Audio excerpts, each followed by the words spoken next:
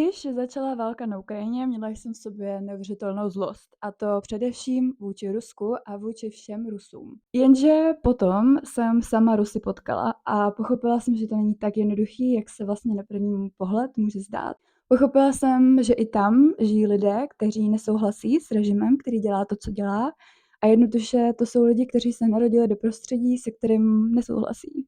A jak jinak lépe pochopit tohle téma, než když se непромовимо с неким из Руска? Когда ты впервые почувствовала, что люди начали судить тебя только по национальности? Я почувствовала это впервые, когда начала путешествовать, только столкнулась с тем, что некоторые люди любят принижать или превышать другие национальности. Быть русской — это стыдно. Быть русской — это постоянно извиняться за то, что ты русская, за то, что происходит в твоей стране, за что не несешь никакой ответственности. Что изменилось в твоей жизни после начала войны? В работе, среди друзей, в интернете? Для меня связаться с моей семьей — это очень проблематично. Я не могу даже позвонить по WhatsApp моей бабушке, потому что мне приходится связываться с ней через другое приложение Има, которое только работает. Совсем недавно я получил информацию о том от моей бабушки.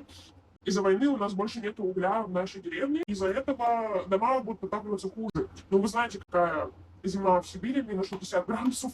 Чувствуешь ли ты иногда вину за то, что произошло, хотя ты сама ничего не сделала? Нет, я не чувствую никакой вины, я чувствую только груз. В основном Европа, другие страны, они не понимают, что за маленьким куском земли намного проще отстаивать свою позицию, когда вы живете на такой большой территории. Они никак не пересекают слово совсем, у нас даже другие руководители, то есть даже другие законы.